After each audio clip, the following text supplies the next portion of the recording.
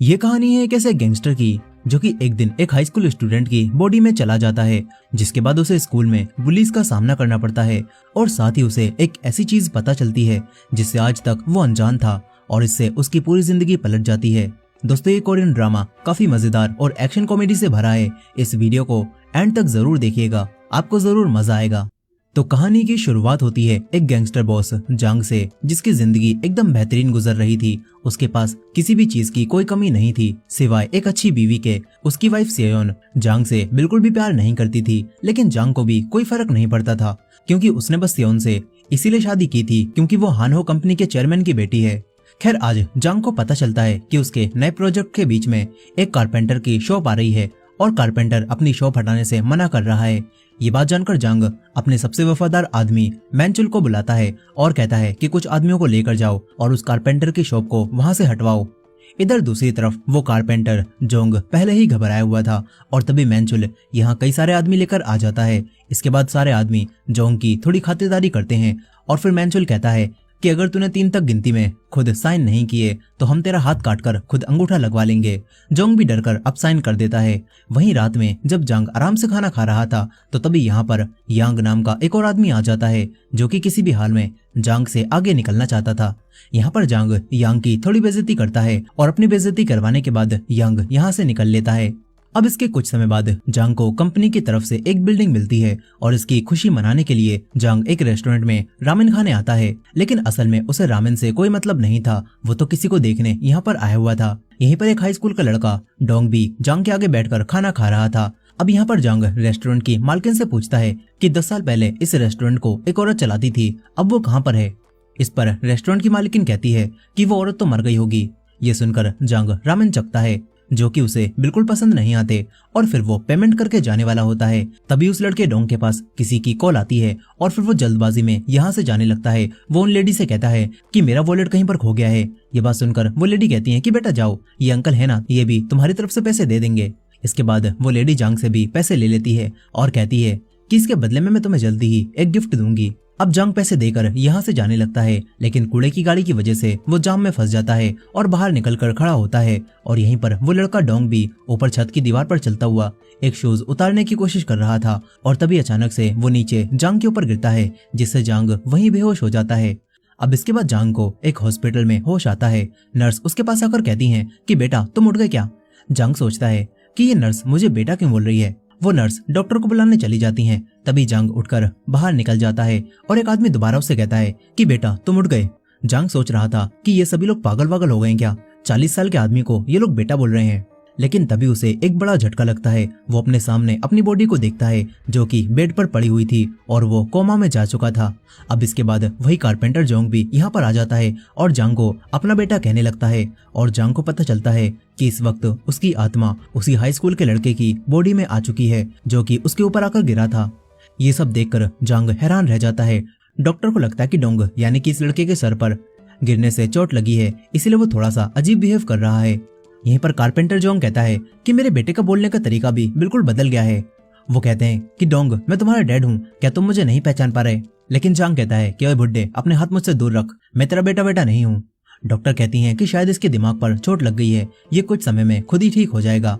अब इसके बाद जांग को याद आता है कि वो तो उसी लड़के की बॉडी में आ गया है जो कि रेस्टोरेंट में उससे मिला था और जरूर रेस्टोरेंट की उस औरत ने ही इनकी सोल आपस में स्विच करवाई है। जांग तुरंत ही दोबारा रेस्टोरेंट में जाता है, लेकिन अब वहाँ पर कोई भी रेस्टोरेंट नहीं था और उसकी एक औरत से बहस हो जाती है। वो औरत कह रही थी कि वो रेस्टोरेंट तो यहाँ से सालों पहले हट चुका है, लेकिन जांग उनसे कहता है कि मैंने कल ही यहाँ पर रामेन खाए थे। लेकिन वो औरत जांग को पागल समझती है। यहीं पर जांग की असली बॉडी के कोमा में जाने की खबर सुनकर उसी आदमी यांग को काफी खुशी होती है।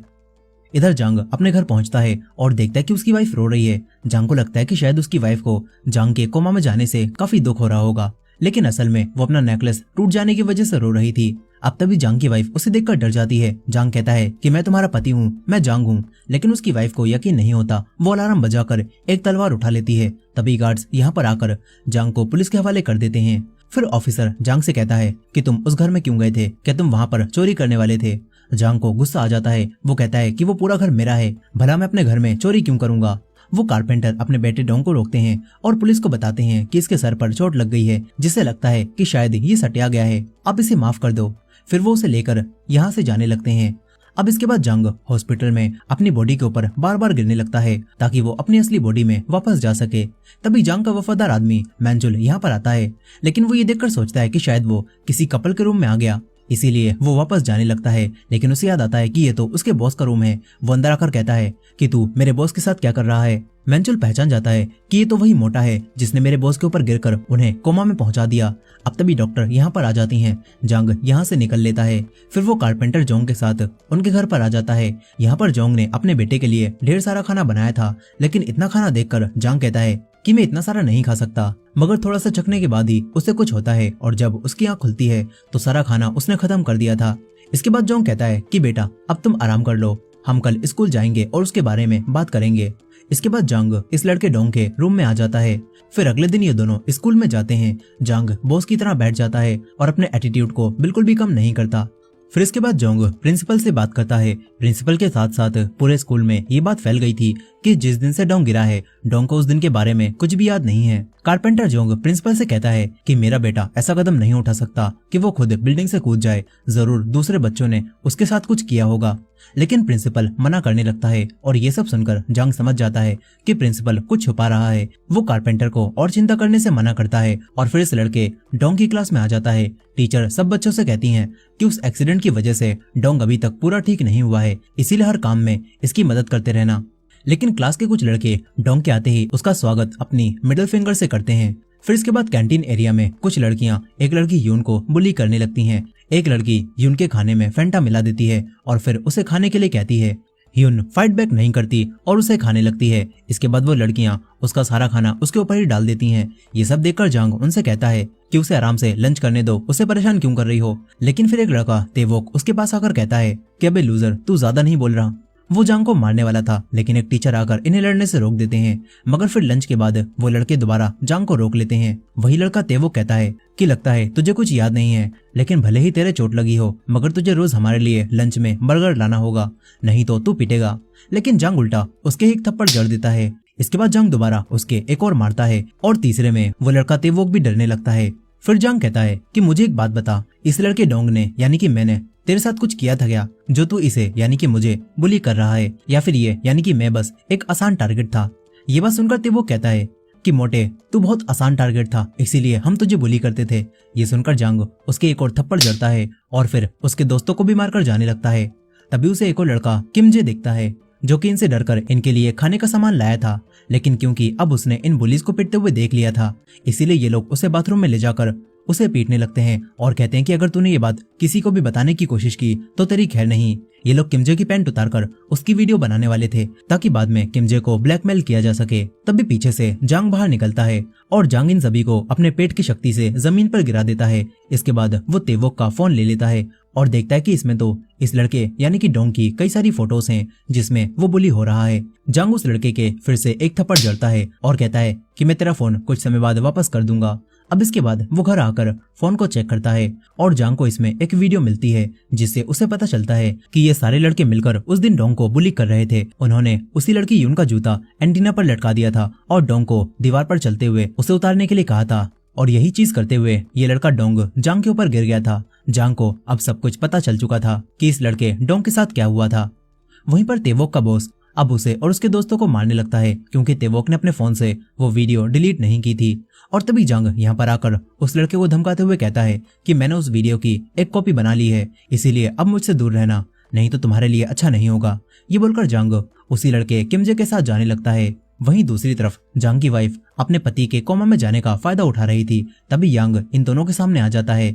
यांग इन दोनों से कहता है कि मैंने तुम्हारी फोटोज ले ली हैं जिसमें तुम दोनों साथ थे, और अब मैं ये फोटोज चेयरमैन हान को भेजने वाला हूँ। जांग की वाइफ कहती है कि डायरेक्ट मुद्दे पर आ, आखिर तू क्या चाहता है। इधर दूसरी तरफ जांग अब दोबारा हॉस्पिटल में अपनी बॉडी के पास आ जाता है जहां उसका वफादार आदमी मैंचुल उसके पास बैठा हुआ था। वो दोबारा जांग को देखकर कहता है कि अबे मोटे, मैंने तुझसे कहा था ना, दोबारा मेरे बॉस के आसपास भी मत भटकियो। जांग ये सुनकर उसके अखरोट चटकाता है और फिर उसे बताने लगता है कि मैं ही तेरा बॉस हूँ। वो मैंचुल को कई सारी बातें बताता है जो कि सिर्फ जांग को पता हो सकती थी। इससे अब मैंचुल को भी यकीन आ जाता है कि ये मोटा ही उसका बॉस है। फिर अपनी भूख मिटाते हुए जांग मेंचुल से पूछता है कि आखिर तुम मेरी बॉडी के आसपास क्यों थे।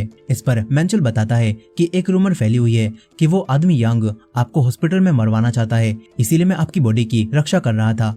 अब इसके बाद अगले दिन स्कूल में जांग से एक लड़की टकरा जाती है। वो तेजी में कहीं पर जा रही थी और वो अपना टेडी बेयर नीचे गिरा देती है। जांग उसके पीछे जाता है और उसका टेडी बेयर उसे वापस करता है। ये वही लड़की योन होती है। वो कहती है कि डोंग, तुम्हारी याददाश्त सच में चली गई क्या? तुम मुझे पहचान भी नहीं रहे। अब तभी इस लड़की यून की माँ यहाँ पर आ जाती हैं। जांग उन्हें देखकर हैरान रह जाता है क्योंकि असल में ये औरत मीसुन जांग का पहला प्यार थी। मीसुन जांग को देखकर कहती है कि अरे बेटा डोंग, ये तो तुम ही हो ना, तुम कितने बड़े हो गए हो। जांग कहता है कि मीसुन तू यहाँ पर क्या कर रही है। ये सुनकर मीसुन उसकी एक लगाती है और कहती है कि तुझे बात करने की तमीज नहीं है क्या? तुम इतने छोटे होकर मुझे मेरे नाम से बुला रहे हो। मीसुन उसे मारने लगती है और यहाँ से भगा देती है। फिर जांग अपने और मीसुन के पुराने पलों को याद करने लगता है और सोचता है कि मीसुन अगर यून की माँ है तो उसका बाप कौन है। फिर वो स्कूल के दौरान यून के कुछ बाल तोड़ लेता है और डीएनए टेस्ट से उसे पता चलता है कि यून उसकी ही बेटी है जिसे स्कूल में बुली किया जाता है। ये सब जानकर अब उसे गुस्सा आने लगता है। अगले दिन स्कूल में वही लड़कियां दोबारा से उसकी बेटी यून को परेशान करने लगती हैं और कहती हैं कि तूने ही हमारी लिपस्टिक चुराई है ना। वो उसका बैग चेक करती हैं। ये देखकर जांग कहता है कि तुम्हारी लिपस्टिक मैंने चुराई थी, वो मुझे चाहिए थी, लेकिन वो मुझे पसंद नहीं आई, इसीलिए मैंने उसे फेंक दिया। इस तरह जांग यून को बचा लेता है, लेकिन वो देखता है कि उसकी बेटी रो रही है। इसीलिए अब जांग मेंचुल को उन्हीं लड़कियों की फोटो दिखाकर कहता है कि इन लड़कियों ने मेरी बेटी को परेशान किया है, इन्हें अच्छा सबक सिखाओ और इनकी कई सारी हड्डियां तोड़ दो। लेकिन मेंचुल कहता है कि बॉस, हम ऐसा नहीं कर सकते, ये तो हाई स्कूल की लड़कियां हैं और ये हमसे कितनी छोटी भी हैं। शायद यून को ये बात खुद ही स्कूल में संभालनी चाहिए। ये बात जानकर अब जांग मिसुन से बात करता है। मिसुन नहीं जानती थी कि इस लड़के के अंदर उसके पहले प्यार की आत्मा है। वो इसे डोंग ही समझ रही थी। जांग उसे सब बताता है और कहता है कि टीचर्स भी बुलिंग को इग्नोर कर रहे हैं। मिसुन परेशान होने लगती है। उसे समझ नहीं आता कि उसे क्या करना चाहिए। वो कहती है कि ये सारी गलती उस आदमी जांग की है। उसे कोई अंदाजा भी नहीं होगा उसकी बेटी और मैं किन चीजों से गुजर रहे हैं। अब अपने आप को बुरा भला सुनकर जांग कहता है कि तुम चिंता मत करो, मैं स्कूल में सब संभाल लूंगा। वहीं जांग की वाइफ अब यांग के साथ मिल चुकी थी। वो अपने डैड यानी कि चेयरमैन को बताती है कि जांग ने 3 बिलियन वॉन का घोटाला किया है। वो चेयरमैन हान को कुछ पेपर्स भी दिखाती है। इधर जांग अब डिसाइड करता है कि उसे अपनी बेटी को बचाना होगा, साथ ही उसे इस लड़के की बॉडी को भी शेप में लाना होगा। इसलिए अब जांग जिम में प्रैक्टिस करने लगता है और मिसुन ने यून को भी यहाँ भेज दिया था, लेकिन यून कहती है कि मैं तुम्हारे साथ यहाँ पर फाइटिंग की प्रैक्टिस नहीं करने वाली। वो जाने लगती है, मगर मेंचुल इनका नया टीचर बनकर उसे रोक लेता है और फिर इन दोनों को फाइटिंग की ट्रेनिंग देने लगता है। कुछ ही दिनों में यून बहुत अच्छी फाइटर बन जाती है और साथ ही जांग भी अपना वजन घटाकर शेप में आ जाता है। वो स्कूल में जाता है और स्कूल में सारी लड़कियां उसका नया रूप देखकर हैरान रह जाती हैं और लड़कियों के साथ साथ उसे लड़के भी देख रहे थे। इसके बाद स्कूल से जांग यून के साथ उसके घर पर आता है, जहां उसे अपनी बेटी की कई सारी फोटोज मिलती हैं। वो उसके बचपन की एक फोटो को देखकर अपने फोन में एक फोटो ले लेता है। इधर कारपेंटर जोंग मेहनत से काम करने के बाद अपनी सैलरी लेकर घर जाने लगते हैं, मगर बीच रास्ते में ही कुछ आदमी इन्हें घेर लेते हैं। कारपेंटर जोंग ने इन आदमियों से 2 साल पहले पैसे उधार लिए थे और अब ये आदमी जोंग से पैसे लेने के लिए उन्हें मारने लगते हैं। तभी यहाँ पर जांग आ जाता है। जांग ये देखकर इन आदमियों से फाइट करने लगता है, लेकिन उसके डैड उसे पकड़ लेते हैं और सारी मार खुद खाते रहते हैं। फिर इन आदमियों का बॉस कहता है कि तुम्हारे पास सिर्फ 1 हफ्ते का टाइम है, 1 हफ्ते में मुझे 80 मिलियन वॉन लाकर देना। ये बोलकर वो चले जाते हैं। जांग देखता है कि कारपेंटर जोंग तो बेहोश हो चुके हैं। अब इसके बाद मेंचुल अकेले ही उन आदमियों के अड्डे पर पहुंच जाता है। मेंचुल अकेले इन सभी से फाइट करता है और इनकी हड्डी पसली चटकाने के बाद वो इनसे कहता है कि उस कारपेंटर जोंग ने 2 साल पहले तुमसे 5 मिलियन लिए थे ना, और अब तुम मुझसे 80 मिलियन मांग रहे हो। उसका कर्जा कम कर दो, नहीं तो तुम्हारे लिए अच्छा नहीं होगा। वो आदमी भी डरकर मेंचुल की बात मान लेता है। इधर जांग कारपेंटर जोंग के लिए अपने हाथों से खाना बनाता है और ये देखकर जोंग को काफी खुशी होती है कि उनके बेटे ने उनका इतना ख्याल रखा। वो बताते हैं कि मुझे उन आदमियों की कॉल भी आई थी, उन्होंने मेरा कर्जा घटा दिया है। अब इसके बाद स्कूल में जांग अपनी बेटी की फोटो देखकर खुश हो रहा था। यहीं पर वो लड़कियां दोबारा अब यून के पास आकर उसे परेशान करने लगती हैं, लेकिन इस बार यून उनसे नहीं डरती। वो उन्हें पकड़कर मारने लगती है और इन लड़कियों को धमकाकर चली जाती है। जांग को ये देखकर काफी खुशी होती है कि उसकी बेटी भी बिल्कुल उसकी तरह है। अब इसके बाद वो मिसुन के रेस्टोरेंट में जाकर उन्हें सारी बातें बताता है, जो जानकर मिसुन भी काफी खुश होती हैं और उसे रामेन खिलाती हैं। मिसुन कहती है कि तुम्हें इस तरह खाते हुए देखकर मुझे किसी की याद आ गई। वो कहती है कि आजकल तुम मुझे यून के डैड की याद दिला रहे हो। अब तभी कुछ कस्टमर्स मिशन को छेड़ने लगते हैं। ये देखकर जांग को गुस्सा आ जाता है। वो उस आदमी के पास जाकर उससे बहस करने लगता है और बात हाथापाई पर आ जाती है। जांग मिशन को किचन में भेजता है और फिर अकेले इन लोगों को बचाने लगता है। वो एक आदमी को पकड़कर कहता है कि तूने मेरी औरत को हाथ भी कैसे लगाया। जांग उसे बुरी तरह मारने लगता है। मिशन बाहर आकर उसे रोकती है और कहती है कि इस तरह तो ये आदमी मर जाएगा। फिर वो कहती है कि आखिर तुम कौन हो और तुम मुझे बार बार अपनी औरत क्यों बोल रहे हो। इसके बाद जांग उसे सब बताता है कि उसकी आत्मा इस लड़के की बॉडी में आ गई है, लेकिन मिशन को इन बातों पर जरा भी यकीन नहीं हो रहा था। ये सुनकर जांग उसे बताने लगता है कि तुम्हारे पेट के साइड में एक तिल है और अगर तुम चाहो तो मैं तुम्हें इससे भी ज्यादा प्राइवेट बातें बता सकता हूँ जो कि सिर्फ मैं ही जानता हूँ। ये बात सुनकर मिशन घबरा जाती है। फिर वो पूछती है कि बताओ हम पहली बार कहाँ पर मिले थे और हमारा ब्रेकअप कहाँ पर हुआ था। जांग उसे सब बताता है और कहता है कि जब तुम मुझसे आखिरी बार मिलने आई थी तो तुमने मुझे बताया क्यों नहीं कि तुम प्रेग्नेंट हो। मैं तुम्हें कभी भी नहीं छोड़ता। मिशन को यकीन हो जाता है कि यही जांग है। वो कहती हैं कि अब तुम वापस क्यों आए हो और यून तुम्हारी बेटी नहीं है, मैंने अकेले उसे पाला है। आखिरकार तुम अब भी गैंगस्टर हो, इसी वजह से तो मैंने तुम्हें छोड़ा था। मिशन जांग को यहाँ से जाने के लिए कहती है। जांग को भी मजबूरी में यहाँ से जाना पड़ता है। तभी मिशन उस दिन को याद करने लगती है जब वो जांग से आखिरी बार मिलने गई थी। वो जांग को सच बताने वाली थी, लेकिन जांग ने ही उसे पहले छोड़ दिया था क्योंकि उसकी शादी चेयरमैन की बेटी से हो रही थी, जिससे उसे ढेर सारे पैसे मिलते। ये सब याद करके अब मिशन को गुस्सा आ जाता है। फिर अगले दिन स्कूल में जांग यून के साथ बैठा हुआ था। तभी एक अमीर लड़का यून के पास आकर कहता है कि क्या आज तुम मेरी बर्थडे पार्टी में आओगी। वो यून को इनवाइट कर रहा था और ये देखकर यून तो हैरान रह जाती है क्योंकि यून इस लड़के को पसंद करती थी। और जैसे ही जांग को इस बात का एहसास होता है कि उसकी बेटी इस लड़के को पसंद करती है, जांग यहाँ से उठकर चला जाता है।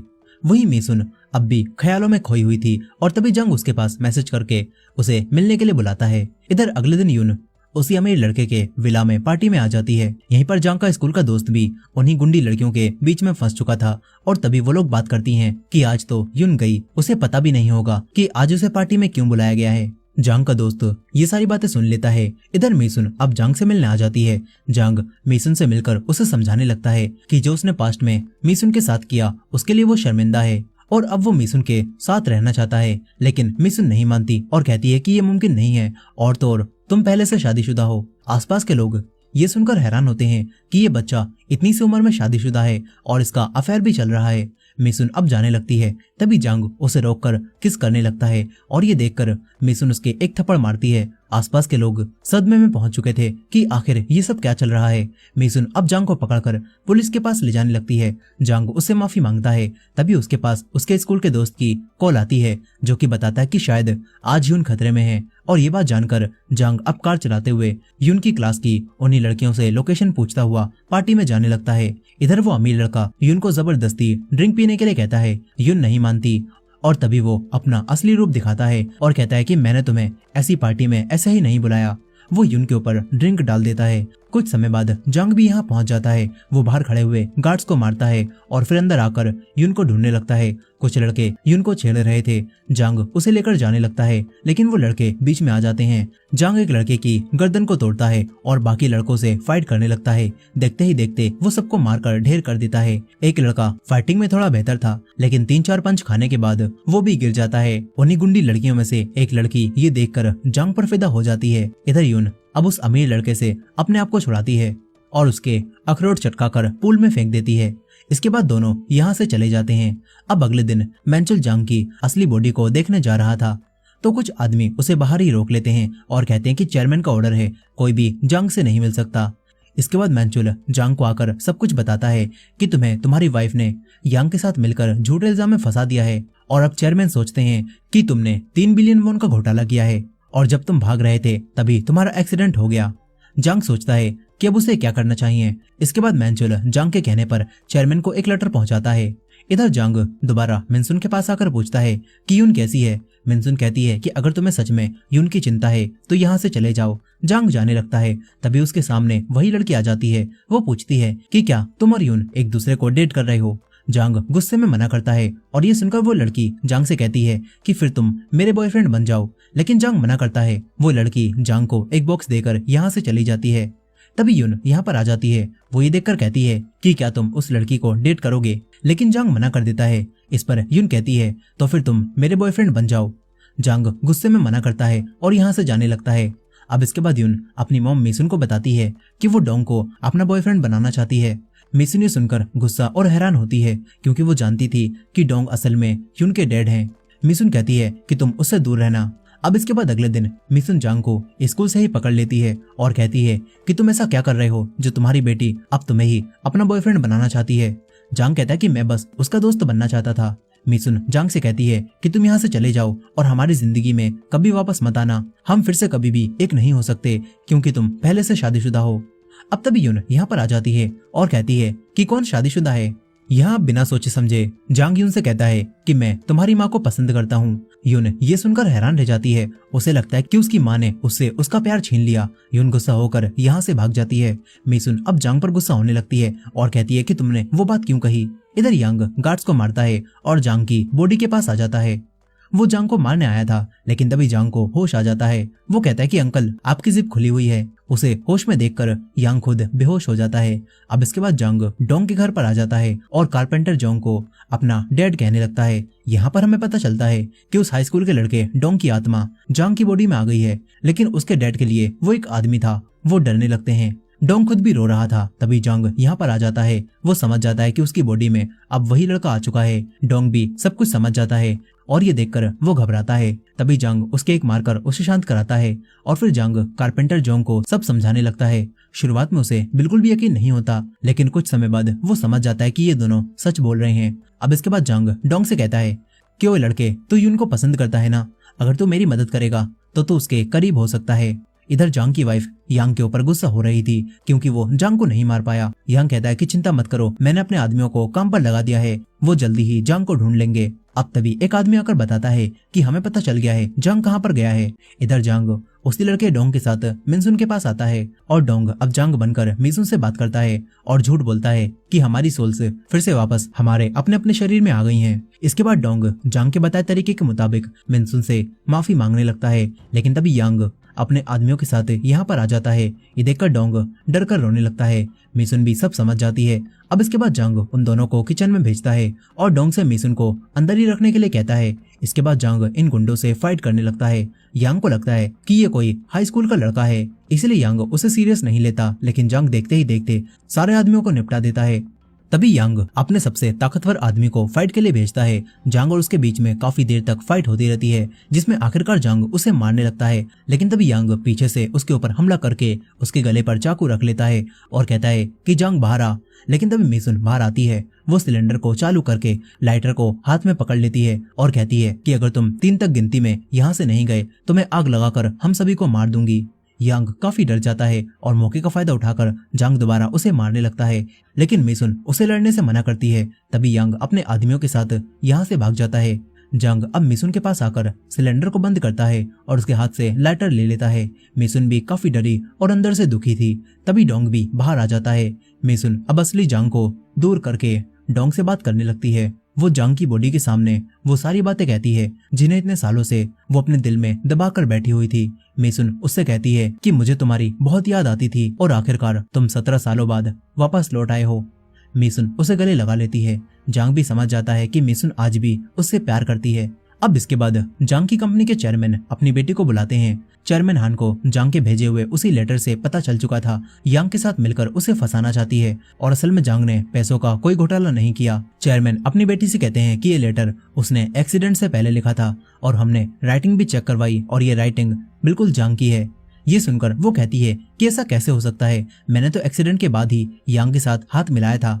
इससे चेयरमैन समझ जाते हैं कि उनकी बेटी उन्हें धोखा दे रही है। साथ ही उन्हें अपनी बेटी के अफेयर के बारे में भी पता चल चुका था। इधर अब जांग डोंग को पूरी स्क्रिप्ट समझाकर चेयरमैन के सामने इसके अकॉर्डिंग ही बोलने के लिए कहता है। इसके बाद वो लड़का डोंग जांग बनकर चेयरमैन के सामने आ जाता है। असली जांग कार में बैठकर रेडियो के जरिए डोंग को सब बता रहा था। अब तभी चेयरमैन अपनी बेटी को अपने पैसों में से 1 भी रुपया देने से मना करने लगते हैं। इससे गुस्से में आकर उनकी बेटी उन्हें बताती है कि जांग की भी एक बेटी है और उसका भी एक औरत के साथ अफेयर चल रहा है। ये बात सुनकर चेयरमैन जांग से इस बारे में पूछते हैं। असली जांग उसे इंस्ट्रक्शन दे रहा था, लेकिन ग्लिच की वजह से उसे कुछ भी सुनाई नहीं देता और डोंग चेयरमैन से कह देता है कि हाँ ये सच है, उसकी एक बेटी है, लेकिन ये बात उसे एक्सीडेंट के बाद ही पता चली है। डोंग कहता है कि अगर आप मुझे मेरी फैमिली के साथ रहने की वजह से कंपनी से निकालकर 1 रुपया भी नहीं दोगे तो तब भी मुझे ये मंजूर है। चेयरमैन भी उसके ऊपर गुस्सा नहीं करते और ये देखकर जांग की वाइफ यहाँ से चली जाती है। अब इसके बाद चेयरमैन जांग से कहते हैं कि तुम जैसा चाहो वैसा कर सकते हो। डोंग अब खुश होकर यहाँ से जाने लगता है। बाहर असली जांग ये देखकर काफी खुश होता है कि डोंग ने सारी बातें संभाल ली, लेकिन अब तभी उसकी वाइफ गुस्से में आती है और इन्हें ठोकने वाली होती है। जांग डोंग को धक्का देकर खुद गाड़ी के सामने आ जाता है, जिससे जांग काफी जख्मी हो जाता है। उसे तुरंत ही हॉस्पिटल ले जाया जाता है, जहाँ मिसुन और यून भी पहुंच जाते हैं। यहाँ पर यून जांग की असली बॉडी को देखकर कहती है कि माँ, ये मेरे डैड है ना, आपने इनकी फोटो को मुझसे छुपा कर रखा था, लेकिन मैंने वो फोटो देख ली थी। यहाँ पर असली जांग जो कि डोंग की बॉडी में था वो कहता है कि हाँ, मैं तुम्हारा डैड हूँ। यून परेशान होने लगती है और सोचती है कि ये क्या चल रहा है, कहीं मेरी माँ ने सच में मेरे दोस्त से शादी तो नहीं कर ली ना। अब तभी बात करते हुए असली जांग बेहोश हो जाता है और इसके साथ ही जांग की बॉडी में मौजूद डोंग भी बेहोश हो जाता है। फिर कुछ समय बाद जांग को ऑपरेशन रूम में होश आता है, जहाँ उसके सामने उसी रेस्टोरेंट की मालकिन होती है। इससे जांग समझ जाता है कि सोल्स स्विच करवाने में इसी लेडी का हाथ था। वो लेडी अब जांग को सोने के लिए कहती है। अब इसके बाद कहानी 6 महीने आगे जाती है, जहां डोंग अब अपनी असली बॉडी में वापस आ चुका था। वो हॉस्पिटल से डिस्चार्ज होकर स्कूल आता है तो सारे बच्चे उसकी तारीफ करने लगते हैं, क्योंकि स्कूल के सारे बुलीज ने डोंग के डर की वजह से स्कूल छोड़ दिया था और अब डोंग और यून स्कूल के नए हीरो बन जाते हैं। उसी गैंगस्टर यांग को भी पुलिस ने पकड़ लिया था और असली जांग भी अपनी बॉडी में लौटने के बाद गुंडागर्दी छोड़कर मिसुन के साथ रहने लगा था। साथ ही कारपेंटर जोंग और मैंचुल भी इन्हीं के साथ काम करने लगे थे और इसके साथ ही जांग अपनी बेटी के साथ अच्छा समय बिता रहा था। और इसी हैप्पी एंडिंग के साथ ये मूवी यहाँ पर खत्म हो जाती है। दोस्तों, आपको ये मूवी कैसी लगी कमेंट करके जरूर बताइएगा, और ये वीडियो पसंद आई हो तो वीडियो को लाइक करके हाइप कर दीजिएगा, और हमारे चैनल पर नए हैं तो चैनल को सब्सक्राइब भी कर लीजिएगा। मिलते हैं नेक्स्ट वीडियो में।